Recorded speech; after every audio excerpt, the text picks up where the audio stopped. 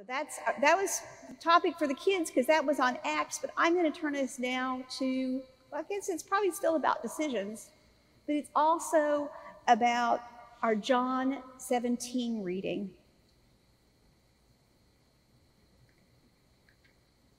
We read John 17, and it's a prayer from Jesus to God. And it's when Jesus was preparing he was preparing for his death. And I think it's a good place to start on this is to think about 15 months ago. Can you remember March 15th, 2020? March 13th, 2020? Think back to that time. A little over a year ago, that's when the United States started shutting down. I was coming back from a trip. I had actually not been in the church I was serving at the time. I was coming back from a trip to North Texas to visit my mom and my sister. And my older sister is married to a doctor, and they were way more aware of what was going on with COVID than I was. And I remember laughing at my sister as we went out to a restaurant, and she wiped down the table, and she insisted on hand sanitizer on our hands and all that stuff. And I was like, Lori, you're just nuts. This is not that bad. And then I got back home on that Monday, and I got the information about how bad things were going to be. Little did I know it was going to be 15 months later. But I'd like you to think about, in this time, how unsafe have you felt?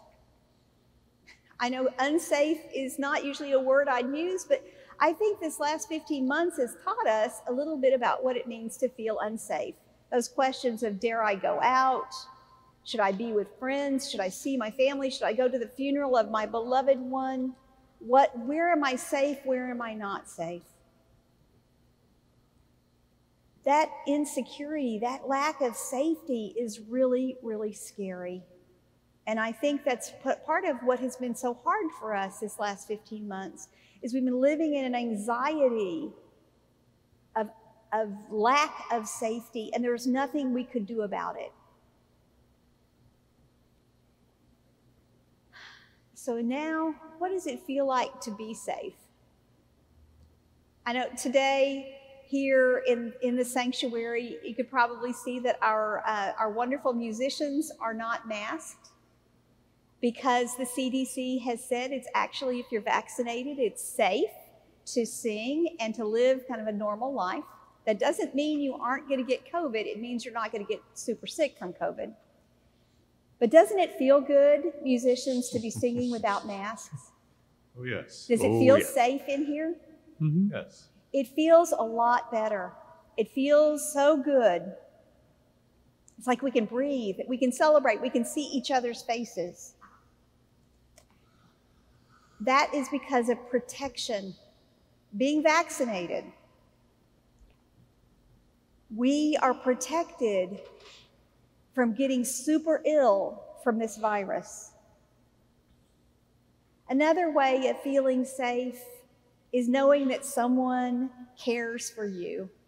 Before the worship service this morning, I had the awesome experience of a little one up here playing with me. She ran around behind me and was my shadow a little bit, and it was so much fun. And I realized that because she's gotten to know me, Marguerite has gotten to know me over the last few months, I'm now a safe person for her. And it felt really good to be her safe person. And it felt so good that she and I could just sit there and I could watch her draw. That is a place that we can grab hold of for safety. And I invite you to think about, where do you feel safe? Because you see, that's what Jesus was praying for today. Jesus was praying that God would keep Jesus' people safe, that God would protect his people, that God would not take God's people out of the world, but rather that God would protect them from evil, and that God would make his people holy to keep them in a truth that is not the world's truth, and for God to keep them on the mission that God had given them. Now, at that time, as we read that was Jesus praying aloud in front of a crowd for those who were his followers. We are Jesus' followers too. So Jesus was praying for us. Jesus was praying that we be protected by God. And we know we are. Because we know that when we mess up, when we make poor decisions, when we do things that look like failure, we are already forgiven by God. That's the protection we have. It's kind of like a mask against all of the virus. That's the protection that God gives us. God doesn't remove evil from this world. There is evil around us. We see it. But we don't have to buy into it. That's what Jesus was praying for. That we hold on to God so that when we have to make decisions that pull us toward evil or pull us toward God, that we will feel God's presence as we make those decisions. Jesus prayed that we are not defined by the isms of this world. We're not defined by the things that demean and devalue other people in this world, other creatures in this world. We are called to live in the world and not of the world. We are called to remember that all creatures in the world were created by God and are beautiful in God's sight. No matter what other people are saying or doing, we don't have to buy into that.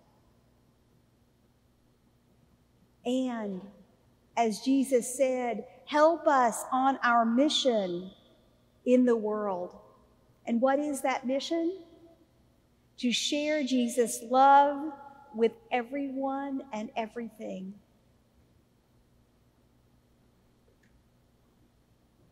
Today, we've been talking about trust and protection and celebrating that vaccinations can protect.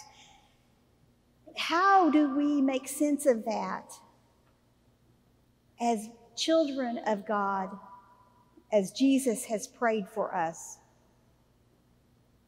The fancy word is sanctification, consecration, sanctified. We are sanctified children of God. We are forgiven, loved, and free. We are claimed by God through this water right here, the water of baptism. As Luther liked to say, every time you touch water, remember your baptism. I love that. We are sanctified. We are consecrated through the elements here, the bread and the wine, because we hold on to those as a reminder that we are sinners and are completely and totally and absolutely forgiven. Because Jesus gave us the gift of his life. And knowing all this, the great thing is we can pray to God just like Jesus did, to guide us, to help us make decisions, to help us live in the world and yet not of the world. We don't have to buy into the messages that are out there. So this week, my invitation, my challenge, my hope for you is that you take 5 minutes and you sit down or stand up or walk or whatever, but you turn to God and you say, God, I want to talk with you about this. I know that you protect me. I know that you care for me. I know that you love me, and I need your help. That 5 minutes with God. Because that's what holds us to Jesus.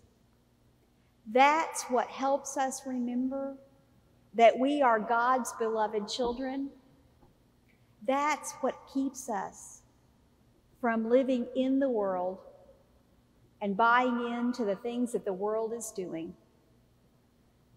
5 minutes. That's all God needs this week. I hope you find it. Amen.